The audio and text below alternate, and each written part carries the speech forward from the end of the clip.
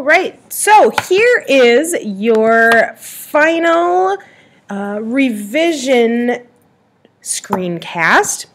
This one has to do with the climax, the following action, and the resolution. So this is where the conflict comes to a head, which is your climax, and where your problem is solved in your resolution. So I'm going to break this down step by step and hopefully give you a really clear set of directions on where you need to go to make sure that your climax, following action, and resolution are as awesome as the rest of your story. So to begin, there's 4 parts to your climax.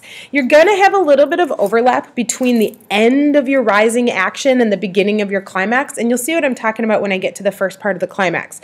You'll also have a little bit of overlap between the very ending of your climax and the beginning of your following action. Again, you'll see what I mean when I get to step 4 of the climax. These 4 parts are going to help set up the following action and the resolution. And much like the rest of your story, there's a beginning, a middle, and an end to your climax. And so if you approach it in that way, it will be easier to come out clearly with an awesome climax and have your reader really appreciate and enjoy what you have happen. Following these 4 steps will also make your climax feel, well, like I've talked about, more climaxy. So let's go ahead and get started. The first part of your climax is called the run up to your climax. This is where you set things up for your climax. So if there's some kind of preparation needed for the climax, this is where the run up happens. So for instance, if your and a protagonist needs to gather some weapons to do a final warm-up before their big judo match or fight, or the decision that the protagonist makes to hunt down or take down the antagonist. This is all part of the run-up. And it's going to be sort of the very end of your rising action, beginning of your climax. And this is where we have that little bit of overlap that I talked about earlier. If your climax takes place in a new or in a different location, so say, you have to go to, your protagonist has to go to an abandoned warehouse to find the missing puppy that they've been searching for, that means you go to a new location. And so if that's the case, your run-up is going to begin when the protagonist arrives at the new location. If your climax doesn't move to a new location, there should be kind of what I like to call a let's roll moment. And what I mean by this is where your protagonist straps the sword to their side and strides toward the antagonist end of the fight, like, let's roll, we're ready to go. Or if it's a whole group of people who are going to fight the antagonist or the group of antagonists, they're ready to go, they're all prepared, and they're like, let's roll. That's the end of the run-up. So now you have to connect the dots. So once your protagonist enters the lair or the haunted house or the abandoned building, he or she might look around, first encounter guards who she has to fight and outwit. During this time, you're going to get lots of description in the run-up. She's going to move toward the treasure, but then the antagonist steps in between her and the treasure, or her and whoever she's trying to rescue. This is all part of the run-up. Step 2 in your climax is the moment of truth. This needs to happen just before the actual climax itself. It's a major decision, a change of heart, or a choice of what's most important for your protagonist. So it might be a deep breath that they take just before the fighting begins, something along those lines. What a hero decides or a protagonist decides to do in that moment of truth affects how they're going to behave in the most climactic moment. So an example might be, your protagonist, he's been a coward throughout the whole story, and now the villain is about to make off with the treasure and his girlfriend. He has to make a choice. Does he man up, or does he turn into a mouse? Not literally turn into a mouse, but does he, not step up to the plate? If he chooses to back down, of course he's going to lose it all, but if he stands up for what he believes in, he'll have a shot at the treasure and saving his girlfriend in the climax. Also part of the truth. So it's that moment that your protagonist has to make some kind of decision or choice or change of heart. Step 3 is the actual climax itself. You can think of it like a volcano that's been ready to erupt the entire story. It's all been building up to this. Now everything's going to blow up. So the more dire that you make it for your protagonist here at the end in the climax, the more heroic you're going to make him or her, and the more you're going to engage the reader. This is what I mean when I say your climax has to feel climaxy. So here's some examples of climaxes. It's the last stand before the aliens start closing in and the impossible task that has to get done before the timer runs out. It's driving frantically to the airport to catch your protagonist's true love before they elope with the lying antagonist. Or maybe it's the nail-biting moment that involves a dragon, a zombie, a fight for survival, or a ticking timer and a major decision. Any of these things feel very climaxy and feel very big and, well, climaxy. So step 4 is the immediate aftermath. And this is where we have that overlap with the following action that I talked about earlier. So these are the seconds and the minutes immediately after the climax has gone down.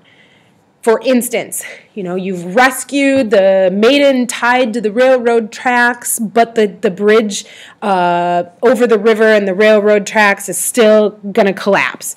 The train is still going to crash. The recital is still going on, and the protagonist is still surrounded by mutants and zombies, even though the antagonist has been removed as a threat.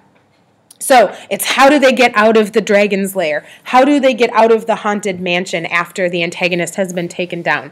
How do they get through security to get their to get out of security after their love has been stopped from getting on the plane? A little bit more about the immediate aftermath. So you need to ask yourself, what needs to happen immediately after the climax in order for the story to resolve itself? So the reader needs closure. Like, you can't just have them win and still be left in the cave and then the resolution happens. You need to give them some closure and complete what you've started. And you need to get your protagonist out of that dangerous place or situation.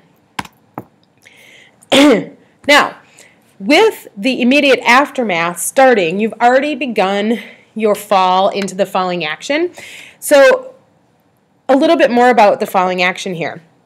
You need to show your protagonist maybe grabbing the hand of the girl and sprinting out of the cavern just as it collapses. Maybe you need to show your protagonist climbing aboard a boat, being saved by a fisherman and taken to safety. Or maybe you show your protagonist hitting the high note, rescuing the puppy, or getting the big scholarship. Whatever the case is, it's what happens just after the climax that brings us on that road to resolution.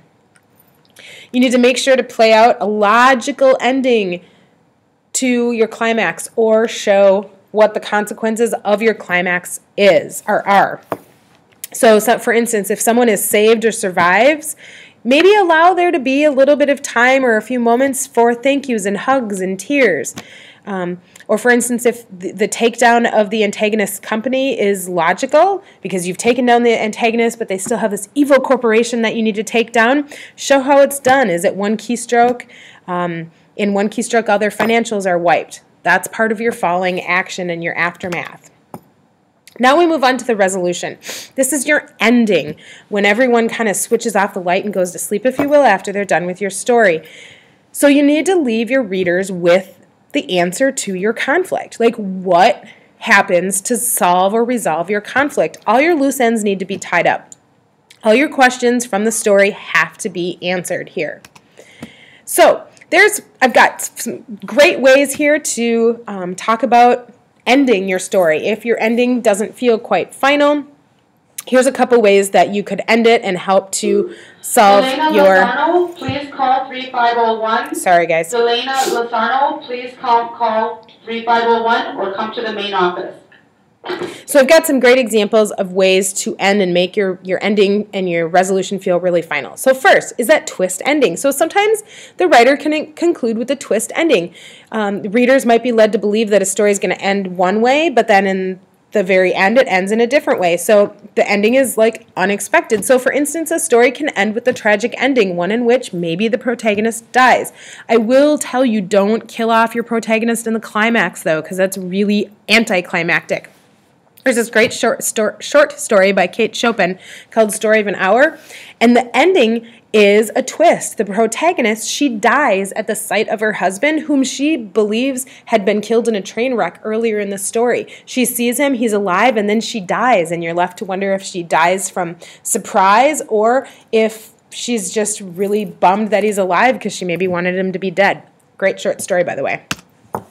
Another way is to use this, what I call a resolving action ending. So sometimes the story ends with some final action that brings an end to the conflict, kind of finality. So for instance, in Jack London's To Build a Fire, the story ends with the central character freezing to death while on a journey to a work camp. He's been attempting to stay alive. That's the conflict, is man versus, or human versus nature, this whole time, and it turns out that in the end he does freeze to death, and it resolves that conflict and shows that you can never truly win against nature.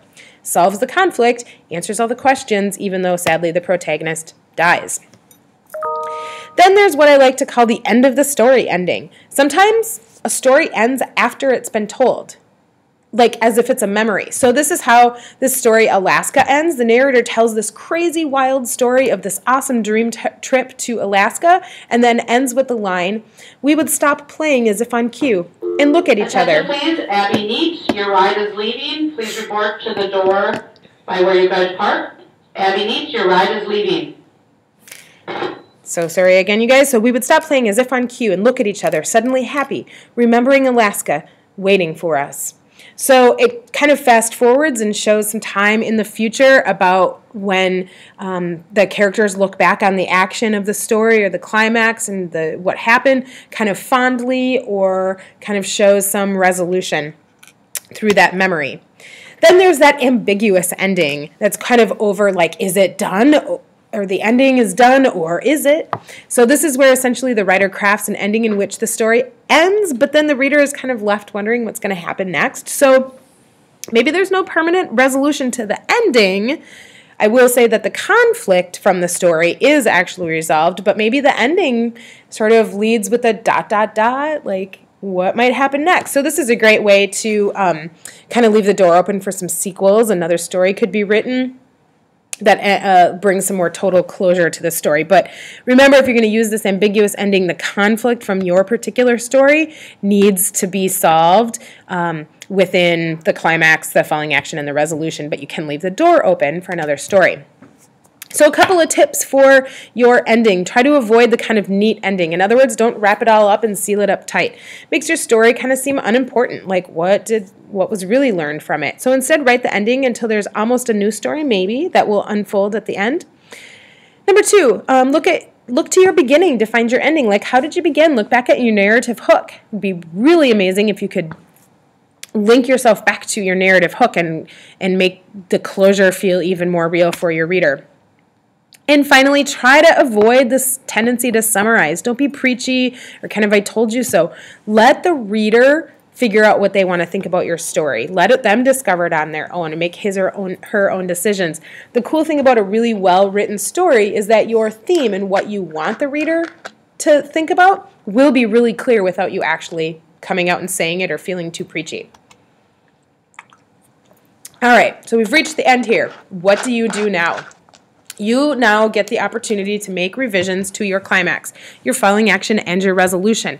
You're going to use the information that you've learned about here to make your story end in the strongest way possible.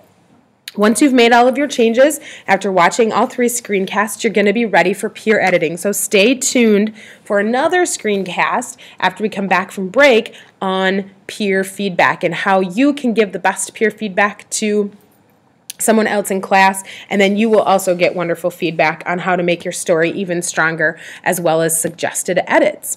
So, so long for now, my little writers, and write on.